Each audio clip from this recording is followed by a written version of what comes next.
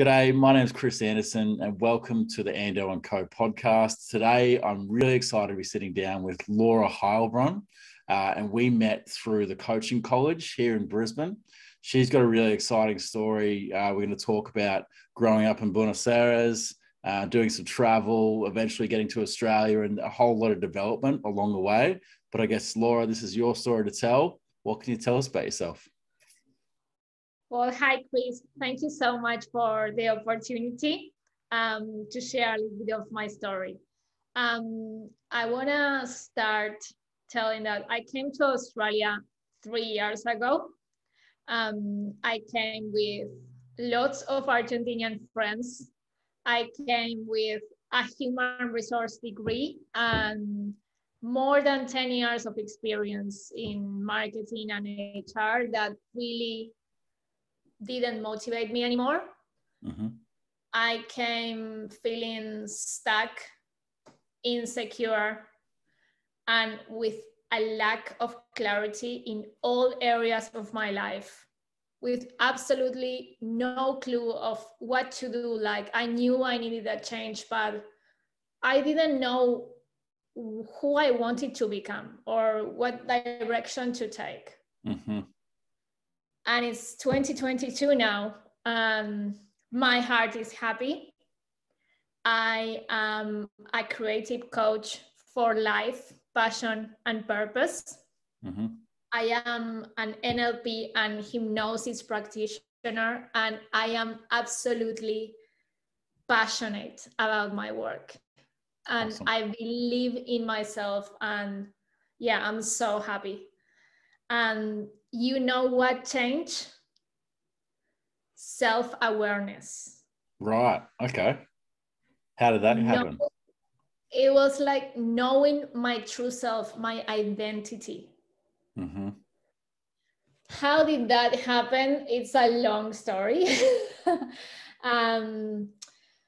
I think I have to go a little bit back where I was in Argentina, in Buenos Aires. I was once in my best job of my career in HR. I was writing an email and I just felt empty. Mm. I was feeling like this is not making any sense to me. And I felt terrible in that moment. And I was like, okay, that's a feeling that I have to address and something is going on. Like, I was good in that job. I was successful. I was earning money, but I wasn't still fulfilled. Mm-hmm. So I told my mom that my mom works in a travel agency, and I told her, book me a flight to Europe for the next week. And she was like, how, what are you gonna do? And I was like, book that flight. And I decided to travel by myself. I told my boyfriend in that moment, look, I need to do this. I need to find myself. And like outside, you know, when no one knows me and I am not close to my environment and my safe zone. So I did, being awesome. Completely scared. I traveled to Europe, crossed to Africa for 3 months by myself, trying to discover who I am. Cool. Now you're gonna ask, did you find yourself? I think I found myself in terms of like knowing what I was capable of and knowing that I could be happy with myself, just like with me. Mm-hmm. But when I came back to Argentina, I was still feeling stuck. Okay. So travel is not that traveling made me find the ideal solution, but it helped me, but it just didn't solve my feeling of not being fulfilled, if you know what I mean. yeah, you go overseas, it's exciting. You've got these new experiences. You're thinking differently because you're in a different environment, but you come back home and it's exactly the same old thing. Nothing's really changed. Yeah. And I even went back to the same job I used to have, which it was good, but it just didn't really solve my feeling. And I was like, what is wrong with me? I thought there was something wrong with me. Like, I was 29 years old and I was like, I should be happy, starting to kind of think of building a family, maybe become a director in HR. And I was like, I don't want this. So after 1 year working in Buenos Aires again, but feeling absolutely uncomfortable and stuck and lost, one of my friends told me, hey, I'm going to Australia, other side of the world for me. I didn't know anything about Australia at that time, but to be honest with yourself, my friend was like, come on, it's great. There is like really nice beaches there and the people are really cool. We could go partying. And I was like, let's go. Awesome. And I came here with a working holiday visa. I remember I came here and I was like, I don't want to work in HR anymore. I even got an opportunity to work in HR as soon as I came, and I said no. Well done. And I remember my first interview in Australia, trying to avoid offices and, like HR and marketing. And I went to a chicken shop. Okay. And I don't even like chicken. And I was like, may as well try if I don't know what I wanted to do. But anyway, I didn't get that job there, but I work in a bakery, I work in a farm, I work in a surfing shop, I work in lots of different things here. And that was great because it gave me the opportunity to try. Yep. And put kind of my career in standby, having some fresh air and, like relaxing a little bit. And then obviously I was like, I am gonna leave this year in standby and just have fun. But then that year finished and I was still stuck. Right. And suddenly coaching came to my life. Okay. How that came to my life, honestly, it just appeared on internet, and it was like the life coaching college saying, hey, come on, join, you would absolutely love this career. So anyway, I was so lost that I decided to call them and say, okay, is this interesting me, or blah blah blah. So I joined, not being sure of what I wanted to do, but at least it was like a temporary solution.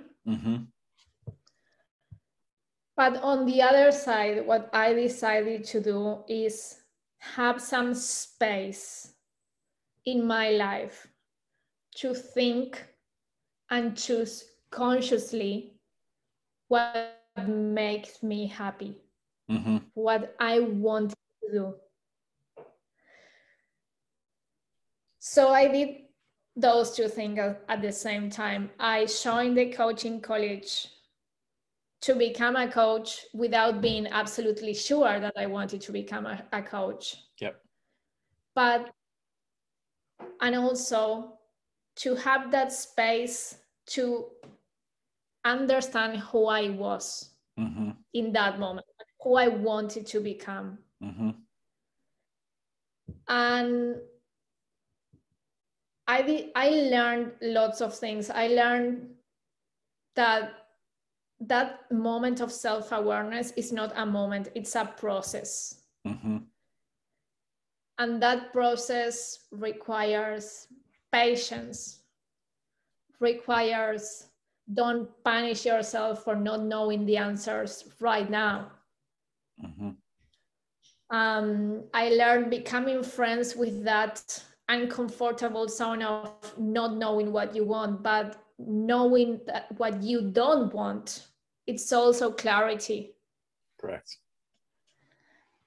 So yeah, I start learning things of the process and start learning, and this not learning, but discovering what makes me happy, what I enjoy in my life, what I'm passionate about,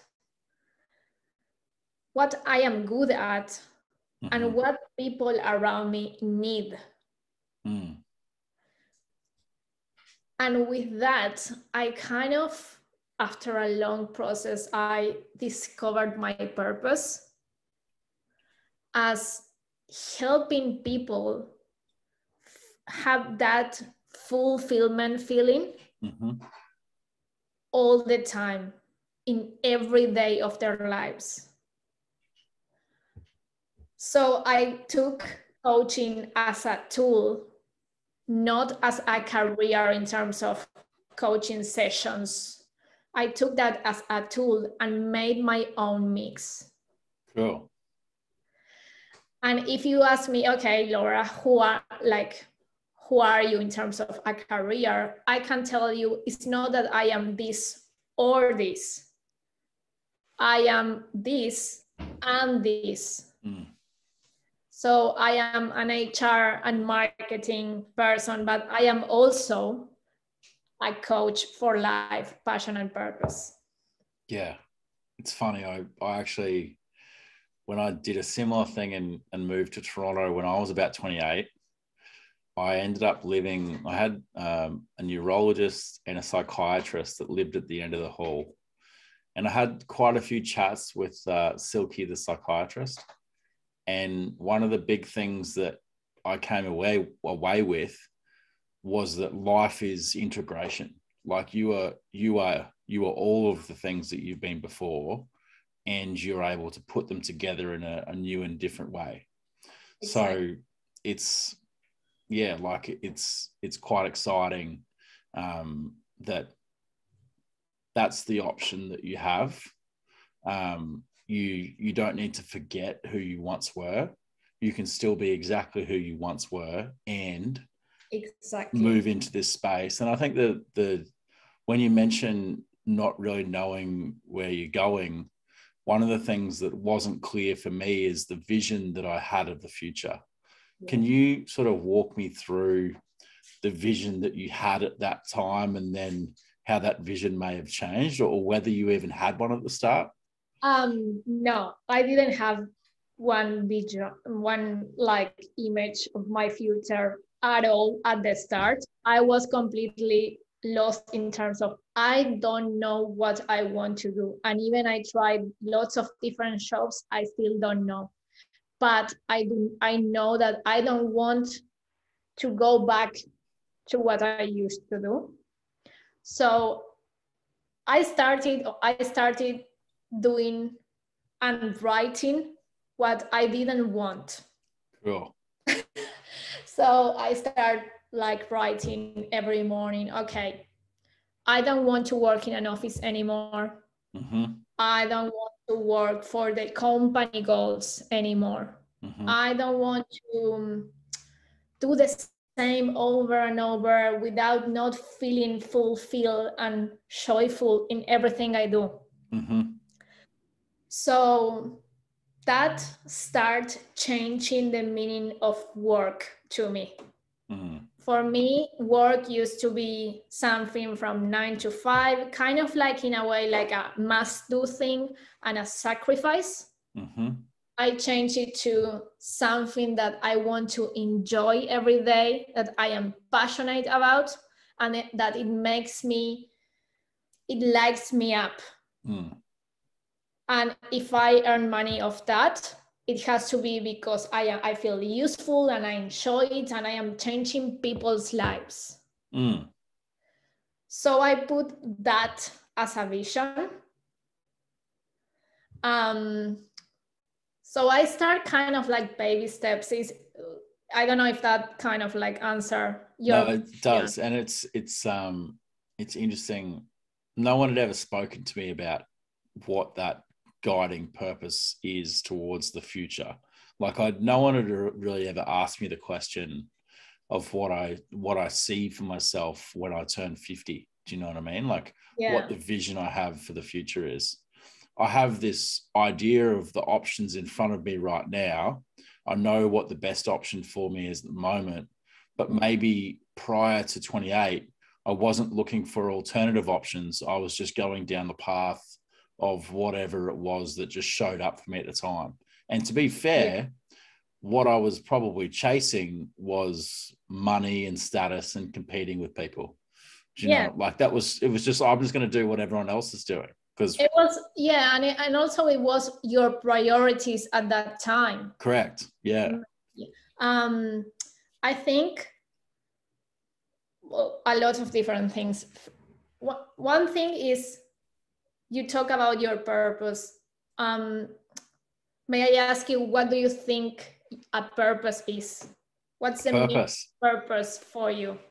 I think it's a purpose for me is the reason you get up in the morning. Yeah, that's awesome. Perfect. Yeah. So it's kind of like your why. What is driving you to do something? And that why has different, for me, manifestations. So for example, at 28, it will be like a priority would be money. Why are you waking up? Because I really need money to do this and this and this. Correct. Now it may be different. It may be a career or maybe having a family. But the energy you put into that reason stays the same because that energy is yours and it's been yours your entire life. So that's one thing. Then I also think like we are human beings and we grow and we meet different people and have different experiences that change us. So what we were interested 3 years ago, we may not be interested anymore. Passion is a feeling and feelings change. So what you were passionate about 3 years ago may not be the same now. And I think the best learning I had in the process of that self-awareness and self-discovery process I had was like, allow yourself to say, okay, maybe I am not interested to that anymore, and don't punish yourself. No. And I think the cool thing is that we get to evolve. Like, if it turns out that you were really interested in basketball, then that's amazing. And that was what you grew up with in your childhood. And then it becomes volleyball, and then it becomes shopping, and then it becomes like learning some sort of weird thing online. And then suddenly you decide that you just want to hang out in libraries all the time. Like, you're allowed to do all the stuff you used to do before, and probably you could step back into who you were back when you were 15 or 22 or 25, and maybe you'd have a good time while you were there. But who you are right now at, like 30 is not necessarily who you're going to be at 55 and 75. And you're allowed to just keep changing your interests and your passions and what you do for work. Yeah. And I think in a way, the word change is not this or this. Like I said before, you could be this, and that means change as well. You could have, like you say, you could be interested in volleyball and then basketball and whatever you want to do, and then by the year of 55 years old, you would have done lots of all those things, and you are all of those things. Correct. Yeah. So I feel like we need to stop saying yes or no, this or this. Yeah. Why it has to be so extreme? We are human beings. We can do this and this and this and have like multifaceted business and projects and personalities, and that's amazing. Well, I think even just learning NLP, you learn the and versus but. So the and is just you can keep adding options So I like basketball, I like volleyball, I like rugby, I like reading about personal training, I like reading about finance, I like economics, I like cars, I like music, I'm all of those things. Exactly. Do you know, I'm not just this, but I don't like this anymore. And maybe you're allowed to not decide that whatever you were interested in before is no longer an interest. You're allowed to do that. However, at the end of the day, it's likely that you are everyone you've always been and who it is that you're becoming at the moment. And eventually you start to realize that that core vision of what you want for the future is something that's more important for you. But maybe it's something that you learn over time. And I think it's quite an interesting process. Yeah, I think we have, I don't know why, maybe because of society or movies or whatever, that your core vision of the future has to be like, you know, like a contract thing, like very specific and this, and this. Why can we start with baby steps? Okay, what would you like for you to be your career full of, like different things, different moments? What do you like to experience in your career? What do you like to experience in a daily, in a day at work? How do you picture yourself? So I think just starting baby steps with moments, and what would you love to your life to look like in 1 year. Just what I do, I think different in my business is, instead of, I am not a career coach, I am not gonna tell you this is the career you should choose in terms of your skills. Is create your own path towards the life you love. I think that's the difference for me that makes helping people feel fulfilled, because it's creating your path, creating your own way, not just take the one that it's already written. And so it really, and the interesting thing, do you think in the career that you had previously in HR that you were creative? That you had an opportunity to be creative? I had an opportunity to be creative in my last job. That was the one I had a little bit more fun, and I learned a lot about creative tools and brainstorming and facilitating workshops, and that kind of like woke up a little bit inside me of like, oh, I actually can have some fun at work. But not, obviously not in the way I am doing it now, but yeah, I did have that in the last part. And also what I wanted to say a little bit, going backwards to one thing that you say, is that I don't want to go back to HR in an office, but I feel like lots of the things I used to work in HR, like I love listening to people. I love motivating my team. I still do that. And I am still that. So it's like, it's not that you study a lot, did a master or something, and put a lot of effort and time and years, and you don't do it anymore ever. You could still have some skills that allows you to, you know, be who you are today. And can you just walk me through, so Buenos Aires, where you were living versus where you are now, where you're living, whether it's different versus city, country, house, unit, what's changed over time? Oh my God, so much. In the last year before coming to Australia, I was living with my mom. My dad passed away, and my brother lives with his wife and their kids. So I was living with my mom to kind of like save money to come here. Argentina is a third world country, so like it is completely different. I remember paying the flight to Australia in like, you know, like monthly. Split the payments. Yes. And like crossing the days in the calendar. I used to live in a city in a third floor. Lots of my Argentinian friends around.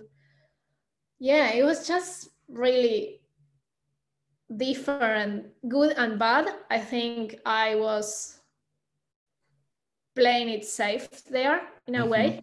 Yeah. But I could feel that I was never gonna live my whole life in Argentina. Okay.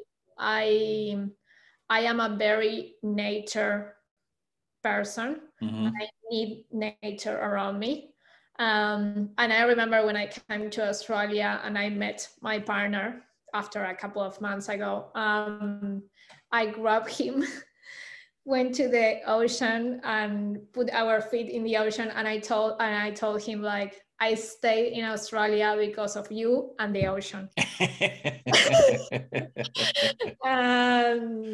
Because I fell in love with both, to be honest. Yeah. And Australia for me is freedom. It helped me become the most authentic person of myself. It's a place of opportunities. You could be whatever you want to be here. It's nature. Like, I live in the Northern Rivers, so like for me it's like not traffic, not buildings, it's just all green. For me, honestly, it's like living in paradise here, but not only in terms of like the country and the scenery, it's also of the life I am creating. Yeah. So yeah, that's awesome.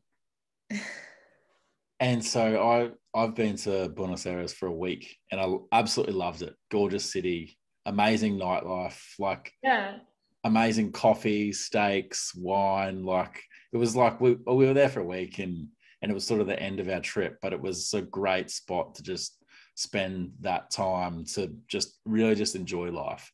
So it wasn't like didn't feel like it was missing anything at that time. I was like, oh my God, I could live in Argentina. Like, I would live in Buenos Aires. This is beautiful, you know. But yeah, I certainly appreciate, like, I've spent a little bit of time in the Northern Rivers and living on the coast. Yeah. Things just slow down. Exactly. And it's completely, I haven't spent that like as much time as you have there, but it's your environment certainly changes things for you, right? It's just like, I think it's different, your experience that you were traveling when I was actually living in Argentina. Yeah. I grew up there and I was born there, so I have been living there for 25 years. Yeah. And I think it depends also in the moment you are going through in your life. You will live it differently. But yeah, I think Argentina is like a sick place. It's really nice. I don't know. I think I when I came to Australia, I found what I was missing there, that was feeling free. Yeah.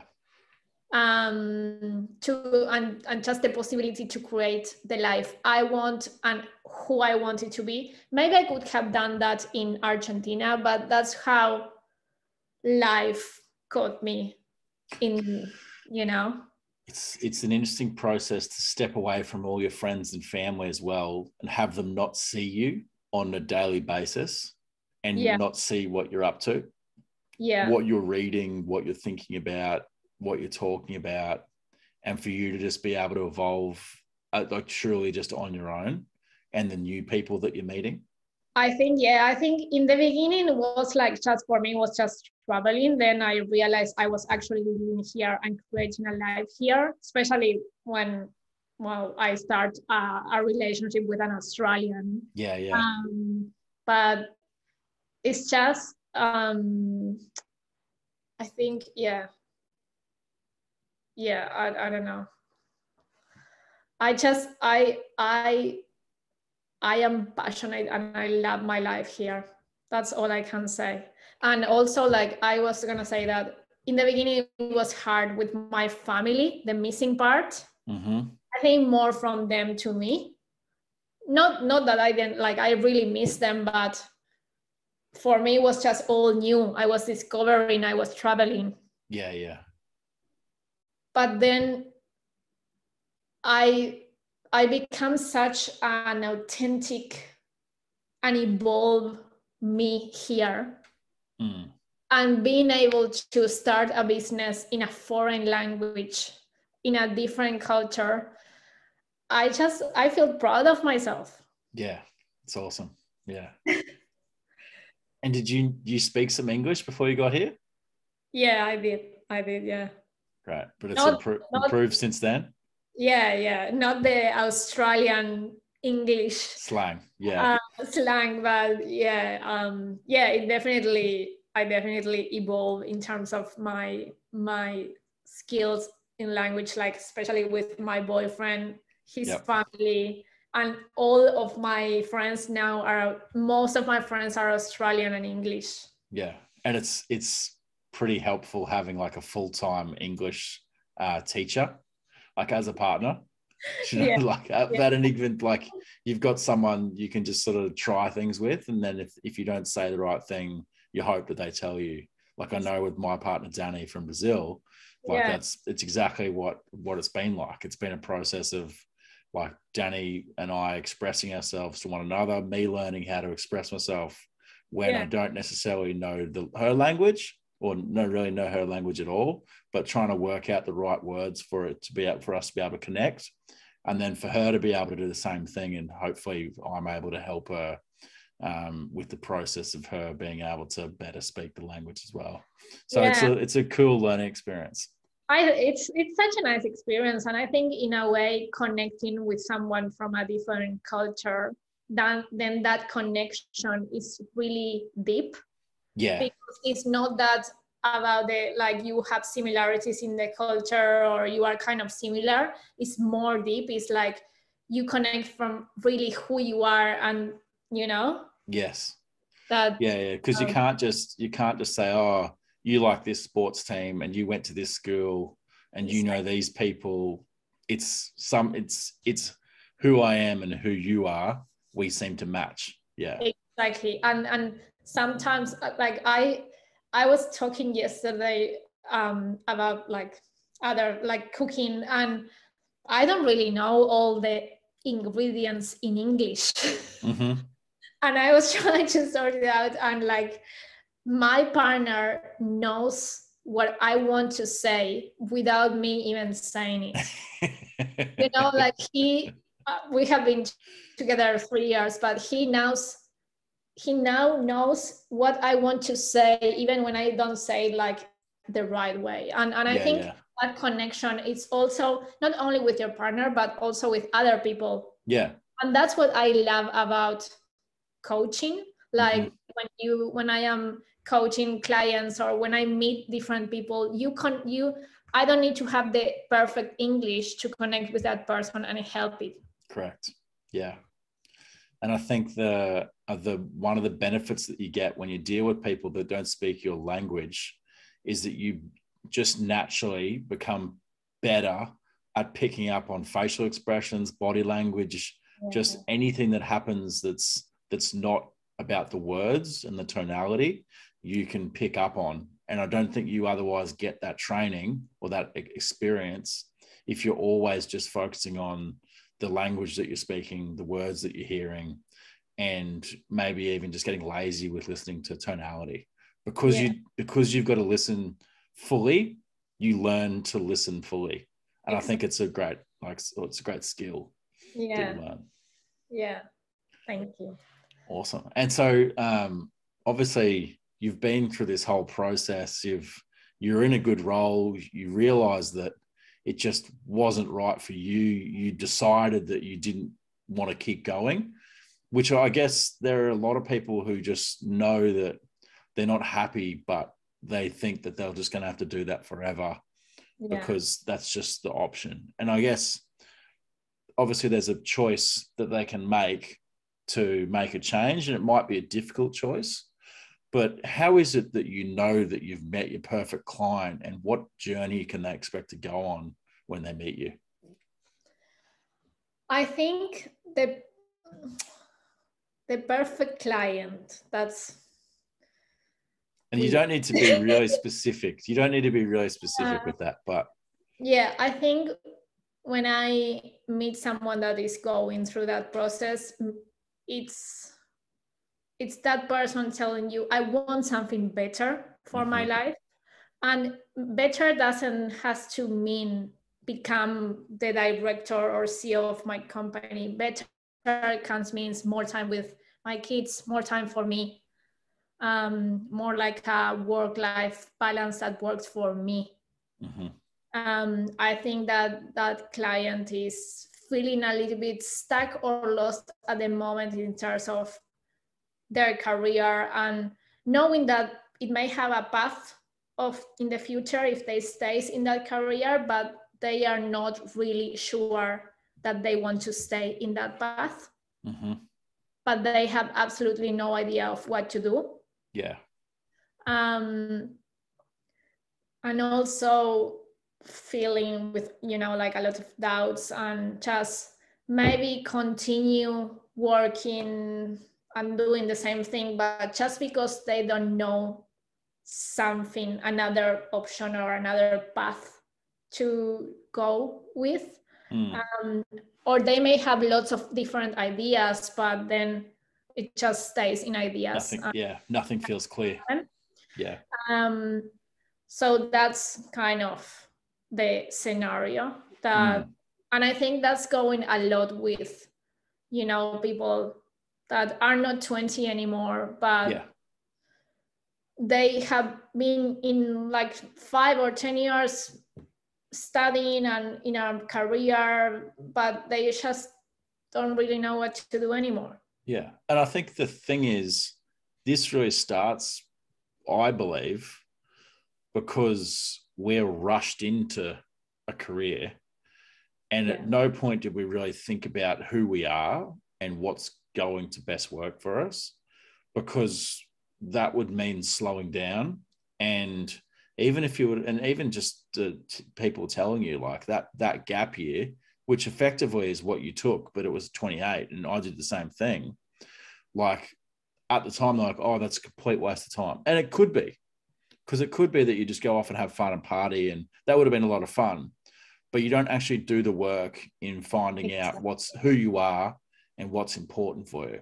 Exactly. But I think not everyone is ready in that moment to slow down and take the space, like I say before, to think and choose consciously what makes you happy. Yeah. And that's okay. That's okay. It doesn't have, if you are not ready to do that process, that's okay. We are human beings.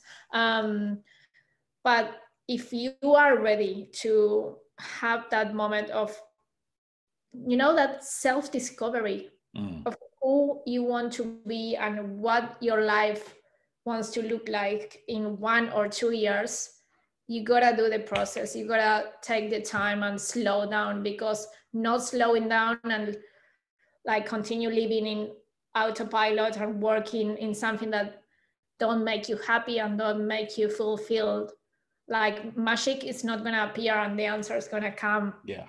And I think the big thing that we have is that we have this feeling of sunk cost. Let's say you've put 10 years into getting the degree, getting the job, moving up the career ladder, and you're like, oh, well, I can't just jump and do something different now because I'm already in that, like I need to keep going until the finish. And like that, it makes sense. But if it turns out that keeping on going is making you feel like you can't get out of bed every morning because you're not excited about your future, then, as you say, like one of the most important things you find in your perfect client is someone who's willing to make a change. Exactly. And they basically say, no, like I know, like if I keep going at what I'm doing, I could do amazingly well. I just wouldn't be happy.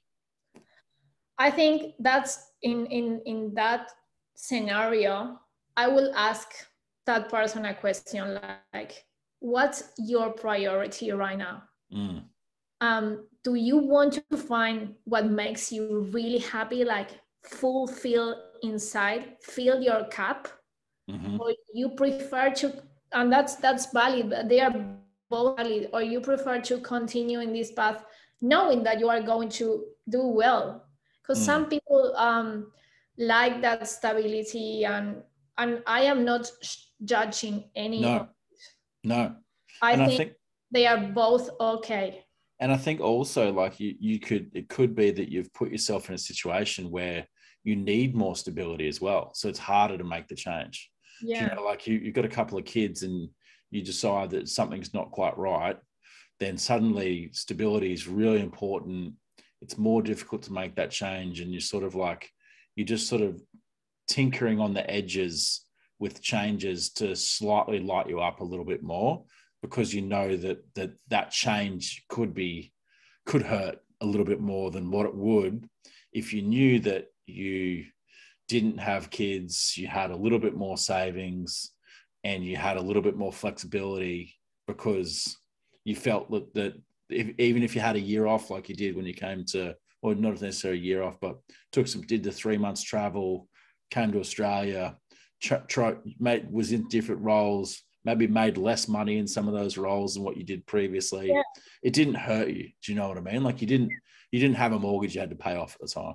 I think, at least for me, I had 1 year and 3 months off and still didn't do nothing in terms of finding what I wanted to do, because I didn't slow down and took the space in my life to actually discover what I wanted to do. Awesome. That's one thing. And then the second thing is, yeah, you may have a mortgage to pay or kids to take care of, but if you want to find what makes you happy, you gotta have the time and the space to actually, okay, continue working because you need that stability. But also, if you want to find that, take that time, take the time to do that process, to slow down. Yeah. If you want something different in your life, like slow down, like take that time to process and discover who you are, who you want to become, and what do you want to do.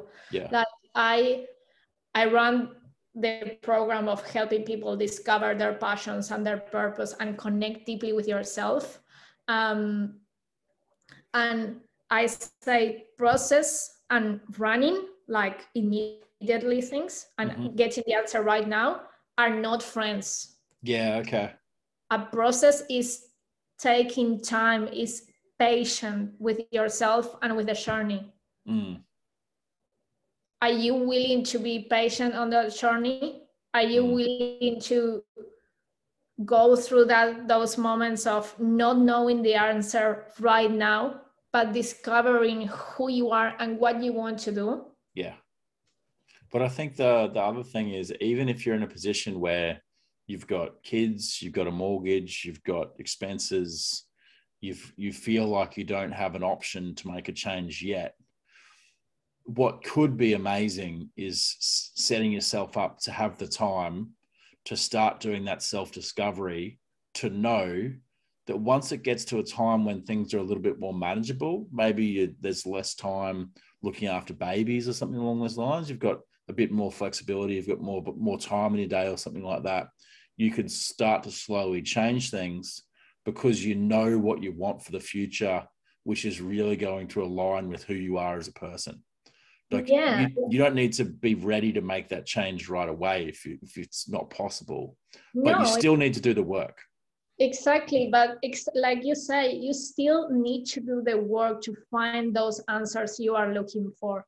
Nothing is going to change if you just continue doing the same. And I know we are busy in our daily life, like we got lots of things to do, but again, it's priorities, it's priorities. And if you want to find what do you want to be and what do you want to do, and make a little bit of a change of that feeling of like, I'm not that happy with who I am now, or the career, how it's going through with me right now, you gotta take at least 1 hour or 15 minutes or 20 minutes per day to start. Like, it's a process. And that's one thing I really say, because it's like we say, okay, I am going to go through that self-discovery process of finding what I want to do. And you expect to have the answer right now. It doesn't happen like that. It doesn't happen. Some things takes time to flourish, and you gotta go through different experience to actually have those answers. Sometimes you gotta explore and experiment, and then you will have those answers. And I think sorry, no, I mentioned earlier, like you could beat yourself up for maybe not taking the time to learn who you are initially to go into the right career for you. However, really what you need to do initially is to try a few things like you did when you came to Australia to work out what it is that lights you up. And if you do something for 5 or 10 or 15 or 20 years and it was reasonably good at times and it's been able to help you build a career, but it's not perfect for you, it's still been a great learning experience.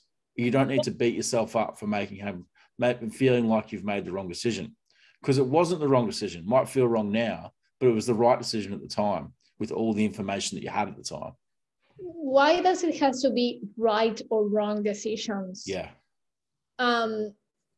Like I get, again, I come back to the the extremes, yes or no, right or wrong. We gotta stop. That's punishing in a way, yes or no, right or wrong. I think, at least for me, there is no wrong decisions, because all of the things that happened to me got me where I am today. So in any moment I found work trying to get that chicken job when I came to Australia was a wrong decision. I was trying, I was moving, I was looking, something different that light me up. Yeah. And just thinking about, like, obviously we've spoken quite a lot about making decisions, trying things, working out what works best for you. Are there any books or resources that you found quite helpful during this whole process? I think not like book. I really love the TED Talks. Okay. Yeah. That help you like just really think, open your mind and think different. Yeah. There is a woman, I will send the link later, that she is a tap dancer at the age of 82. Okay. And she's also like, I don't really know how to say this in English, like, like the thing that you could grab and fly in the air. Oh, really? Paraglider? Yeah. Yeah, wow. 82 years old, and Cool. she is both, and she teach people. And the same, like, she realized she wasn't happy at the age of 60 and changed her career and her life towards these two. Wow. So I love TED Talks that show you human beings that are not famous. Yeah. And show you a different way of doing things. There is also like other books, but at least for me, TED Talks really works really well, because they show you that there is not only one way of doing things. Yeah. So I love that about that. And what does your family and friends think about the decisions you've made and the life you're living now? They like especially my mom, she's like, it's so inspiring. And one of my best friends, she's telling me like, it's so inspiring knowing that we could actually create the life you want with, like with your own path, and you are showing that to us. So awesome. they're pretty happy. Yeah. It's great. Yeah. And so if you were to think about what would be exciting for you over the next 3, 6, 9, 12 months, how could you sort of highlight that path forward for you? So how do you see my yeah, like what if there, like over the next, let's say 12 months? Are you still in the Northern Rivers? Are you taking on more clients? Like what's exciting for you? Oof. Like I say, I am a person that really lives the life to the present, and I can't create a very structured vision of how I see myself. Yep. But I really see myself like working from anywhere. Mm-hmm. I know now that I can actually work from anywhere. In saying that, I love the face-to-face thing. I think there is really nice energy to work when you meet someone. I see myself like giving like as a speaker. Awesome. Yep. I think I realized in this process, well, I started an Instagram account and I realized I have more value in what I say that when I show on a picture. So that's why I see more myself as a speaker. Cool. And I see myself like running workshops. I actually ran one workshop in Bali now in the Northern Rivers, and it was such an amazing experience for me and for the people around, because I think that there is something really powerful in a community. Together, that courage and that vulnerable moment that one person shares spreads along the others, and I love being part of that. Awesome. Well, Laura, before we wrap up, is there anything else you'd like to talk about? I just want to say that we got one life here, and we spend more than half of our time awake at work. Work doesn't have to be boring or a sacrifice or, like a struggle. It can be really fulfilled and joyful and be part of life as an integration, like you say. And you don't need to travel and have a year off to start that journey of discovering who you want to do and what do you want your life to look like. Awesome. It starts with self-discovery and with self-awareness. Fantastic. Well, Laura, thanks very much for your time today. I look forward to speaking further over time and watching you do your coaching and your speaking and running your workshops. And hopefully I can help in some way in the future as well. This has been a pleasure.